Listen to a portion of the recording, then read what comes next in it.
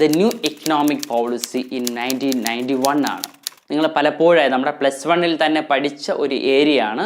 +1 ഇക്കണോമിക്സിനകത്ത് നമുക്ക് വളരെ വിശദമായി പഠിക്കാനുണ്ടായിരുന്നു. അത് തന്നെയാണ് കുറച്ചുകൂടി ബിസിനസ് ലെവലിൽ നമുക്കിനി നോക്കാനുള്ളത്. ദ ന്യൂ ഇക്കണോമിക് പോളിസി, നമുക്കതിനെ NEP എന്ന് പറയാം, ന്യൂ ഇക്കണോമിക് പോളിസി.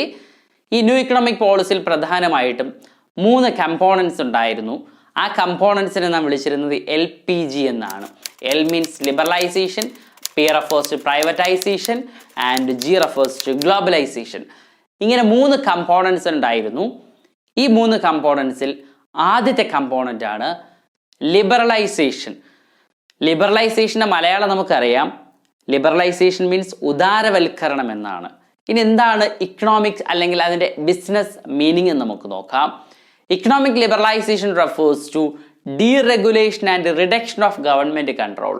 അതായത് സ്ഥാപനങ്ങളുടെ നടത്തിപ്പുമായി ബന്ധപ്പെട്ട കാര്യങ്ങളിൽ ഗവൺമെൻറ്റിൻ്റെ ഇടപെടലും അതുപോലെ തന്നെ ഗവൺമെൻറ്റിൻ്റെ കുറേയധികം നിയമ തടസ്സങ്ങളുമൊക്കെ ഒഴിവാക്കുക, അതിനെയൊക്കെ സിംപ്ലിഫൈ ചെയ്ത രീതിയാണ് നാം ലിബറലൈസേഷൻ എന്ന് പറയുന്നത്. ഇതുവഴി ഒരുപാട് നേട്ടങ്ങൾ ഉണ്ടായിട്ടുണ്ട്.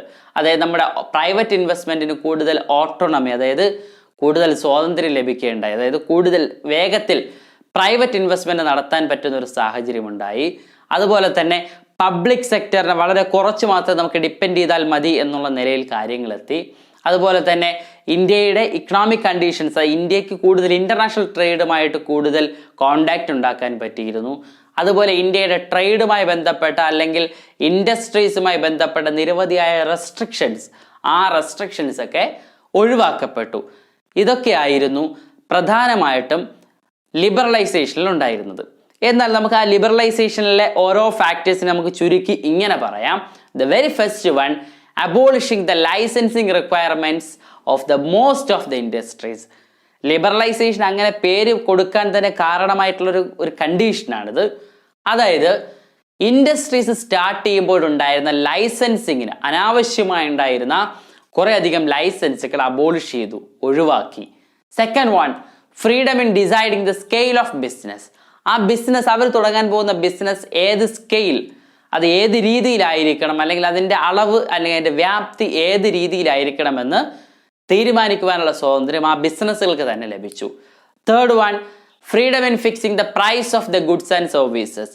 ഗവൺമെൻറ്റിൻ്റെ നിയന്ത്രണങ്ങളില്ലാതെ ഒരു സ്ഥാപനത്തിന് തന്നെ അവർ പ്രൊഡ്യൂസ് ചെയ്യുന്ന ഗുഡ്സ് ആൻഡ് സർവീസസിൻ്റെ പ്രൈസ് ഫിക്സ് ചെയ്യുന്നതിനുള്ള ഫ്രീഡം ലഭിച്ചു. മറ്റൊന്നാണ് റിഡക്ഷൻ ഇൻ ടാക്സ് റേറ്റ്.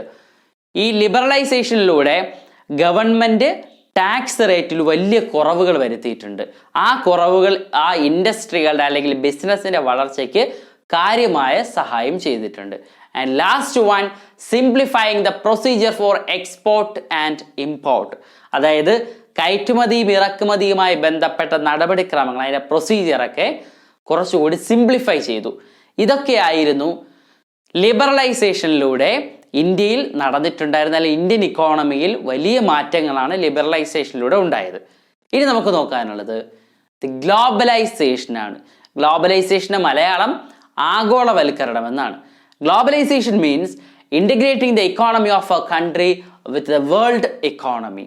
അതായത് ഒരു രാജ്യത്തിൻ്റെ സമ്പദ് വ്യവസ്ഥയെ ലോകത്തിൻ്റെ മറ്റ് രാജ്യങ്ങളുടെ സമ്പദ് വ്യവസ്ഥയുമായി ഇൻ്റഗ്രേറ്റ് ചെയ്യുന്നതിനെ, കണക്ട് ചെയ്യുന്നതിന്, അല്ലെങ്കിൽ യോജിപ്പിക്കുന്നതിന്, അല്ലെങ്കിൽ ചേർത്ത് നിർത്തുന്നതിനെയാണ് നാം ഗ്ലോബലൈസേഷൻ എന്നതുകൊണ്ട് അർത്ഥമാക്കുന്നത്.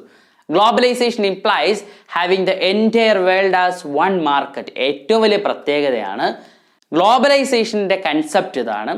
അല്ലെങ്കിൽ ആഗോളവൽക്കരണം എന്നതുകൊണ്ട് ഉദ്ദേശിക്കുന്നത് ഇന്ത്യ എന്നോ അല്ലെങ്കിൽ ചൈന എന്നോ അമേരിക്ക എന്നോ ഒരു വിപണി, ഒരു മാർക്കറ്റ് അല്ല, ലോകം മുഴുവൻ ഒരൊറ്റ മാർക്കറ്റ്, ആ സിംഗിൾ മാർക്കറ്റ്, അതായത് ലോകത്തെ മുഴുവൻ ഒരു റൂഫിൽ കൊണ്ടുവരിക എന്നുള്ളതാണ് ഗ്ലോബലൈസേഷൻ എന്നതുകൊണ്ട് നാം ഉദ്ദേശിക്കുന്നത്.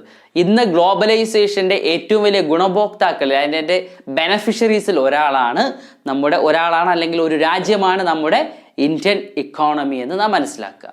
ഇനി നമുക്ക് നോക്കാനുള്ളത് what are the benefits of globalisation. ഗ്ലോബലൈസേഷനിലൂടെ ഉണ്ടായ ബെനിഫിറ്റ്സ്, എന്തൊക്കെ നേട്ടങ്ങളാണ് ഉണ്ടായത്? The very first one, helps to involve international competition. നമുക്ക് അന്താരാഷ്ട്ര തലത്തിലുള്ള കോമ്പറ്റീഷൻ, മത്സരങ്ങളോട്, കിടമത്സരങ്ങളോട് നമുക്ക് പിടിച്ചു നിൽക്കുവാനും അതിൽ ബന്ധപ്പെടുവാനും സാധിച്ചു. കാരണം ഇന്ത്യ എന്ന മാർക്കറ്റ് ഇന്ത്യയിൽ മാത്രമല്ല ലോകത്ത് മുഴുവൻ എത്തുന്ന ഒരു രീതിയിലേക്ക് മാറി. And second one, it will help the developing countries to improve the allocate the efficiency of resources. India പോലെയുള്ള ഡെവലപ്പിംഗ് കൺട്രീസ്, വികസ്വര രാജ്യങ്ങളെ സംബന്ധിച്ചിടത്തോളം നമ്മുടെ കയ്യിലുള്ള റിസോഴ്സസിനെ വളരെ എഫിഷ്യൻ്റ് ആയിട്ട്, വളരെ ഇഫക്റ്റീവായിട്ട് നമുക്കതിനെ അലോക്കേറ്റ് ചെയ്യാനായിട്ട്, ഏതൊക്കെ സെക്ടേഴ്സിലാണോ ആവശ്യം ആ സെക്ടേഴ്സിലൊക്കെ നമുക്ക് അലോക്കേറ്റ് ചെയ്യാനായിട്ട് സാധിച്ചു. And third one, it will helps to restructure the production and trade pattern. നമ്മുടെ പ്രൊഡക്ഷൻ മെത്തേഡ്സും അതുപോലെ തന്നെ ട്രേഡ് പാറ്റേണും ഒക്കെ നാം പ്രതീക്ഷിക്കുന്നതിനും അപ്പുറത്തേക്ക് റീസ്ട്രക്ചർ ചെയ്യപ്പെട്ടു. പുതിയ പുതിയ രീതികൾ അവിടെ ഉണ്ടായി. മറ്റൊന്നാണ്, there will be increase in employment opportunities. ഗ്ലോബലൈസേഷനിലൂടെ നിരവധിയായ തൊഴിലവസരങ്ങൾ സൃഷ്ടിക്കപ്പെട്ടു. ഇവയൊക്കെ ഗ്ലോബലൈസേഷൻ്റെ ഒരു ബെനിഫിറ്റ് അല്ലെങ്കിൽ നമുക്കൊരു അഡ്വാൻറ്റേജ് ആയിട്ട് പറയാം.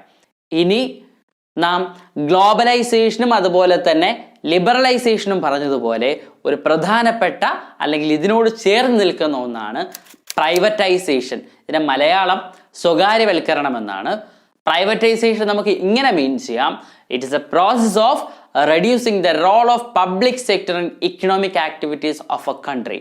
അതായത് ഒരു രാജ്യത്തിൻ്റെ സാമ്പത്തിക പ്രവർത്തനങ്ങളിൽ, ഇക്കണോമിക് ആക്ടിവിറ്റീസിൽ പബ്ലിക് സെക്ടർ, പൊതുമേഖലയുടെ പങ്ക് കുറയ്ക്കുന്നതിനെയാണ് നാം പ്രൈവറ്റൈസേഷൻ എന്നോട് ഉദ്ദേശിക്കുന്നത്. അതായത് ഇത്രയേ ഉള്ളൂ, നമ്മുടെ പബ്ലിക് സെക്ടറിലുള്ള ഓണർഷിപ്പ് പലപ്പോഴും, അല്ലെങ്കിൽ അതിൻ്റെ ഓണർഷിപ്പും അതിൻ്റെ മാനേജ്മെൻറ്റും ഒക്കെ പബ്ലിക് സെക്ടറിൽ നിന്ന് പ്രൈവറ്റ് സെക്ടറിലേക്ക് നാം എന്ത് ചെയ്യുന്നു, അതിനെ കൺവേർട്ട് ചെയ്യുക അല്ലെങ്കിൽ അതിനെ ഇൻഡക്റ്റ് ചെയ്യുക ചെയ്യുന്ന രീതിയാണ് പ്രൈവറ്റൈസേഷൻ. ഈ പ്രൈവറ്റൈസേഷൻ നടക്കുന്ന പല രീതിയിലാണ്. അതിൽ ഒന്നാണ് transfer of the government ownership to private sector. അതായത് ഗവൺമെന്റിന്റെ ഓണർഷിപ്പ്, ഗവൺമെന്റിന്റെ ഉടമസ്ഥാവകാശം പ്രൈവറ്റ് സെക്ടറിന് പൂർണ്ണമായി കൈമാറുന്നു. Second one, transfer of control and management of public sector to the private sector. അതായത് പബ്ലിക് സെക്ടറിന്റെ കൺട്രോളും അതിന്റെ മാനേജ്മെന്റ്, ഇവിടെ ഓണർഷിപ്പ് അല്ല കൊടുക്കുന്നത്, കൺട്രോളും മാനേജ്മെന്റും പ്രൈവറ്റ് സെക്ടറിനെ ഏൽപ്പിക്കുന്നു. മറ്റൊന്നാണ് low budgetary support to public sector. ഇതിലൂടെ നമുക്ക് പബ്ലിക് സെക്ടറിന് കൊടുക്കുന്ന ബഡ്ജറ്റ് എമൗണ്ട് കുറയ്ക്കാൻ സാധിക്കും. അതിൻ്റെ കാരണം ഇതാണ്, പബ്ലിക് സെക്ടറിലുള്ള ഒരുപാട് സ്ഥാപനങ്ങളുടെ ഓണർഷിപ്പോ അല്ലെങ്കിൽ അതിൻ്റെ ഷെയർസോ അല്ലെങ്കിൽ അതിൻ്റെ കൺട്രോളും മാനേജ്മെൻ്റ് ഒക്കെ പ്രൈവറ്റ് സെക്ടറിന് കൈമാറുമ്പോൾ സ്വാഭാവികമായിട്ടും പബ്ലിക് സെക്ടറിന് കൊടുക്കുന്ന ബഡ്ജറ്ററി സപ്പോർട്ട് കുറയുന്നു. ആൻഡ് another one, ഡിസ്ഇൻവെസ്റ്റ്മെന്റ് ആണ്. നാം പലപ്പോഴും കേട്ട് പരിചയപ്പെട്ടൊരു വേർഡാണ് disinvestment. It means the sale of government equity or share in public enterprises. അതായത് നമ്മുടെ പബ്ലിക് എന്റർപ്രൈസസ് അല്ലെങ്കിൽ പബ്ലിക് സെക്ടറിന്റെ ഷെയർസ് നാം വിൽക്കുന്നതിനെയാണ്, അത് പ്രൈവറ്റ് സെക്ടറിലേക്ക് അല്ലെങ്കിൽ സ്വകാര്യ വ്യക്തികളോ സ്വകാര്യ സ്ഥാപനങ്ങളിലേക്കോ വിൽക്കുന്നതിനെയാണ് നാം ഡിസ്ഇൻവെസ്റ്റ്മെന്റ് എന്ന് പറയുന്നത്. പ്രൈവറ്റൈസേഷന്റെ തന്നെ മറ്റൊരു രൂപമാണ് ഡിസ്ഇൻവെസ്റ്റ്മെന്റ് എന്ന് നാം മനസ്സിലാക്കുക.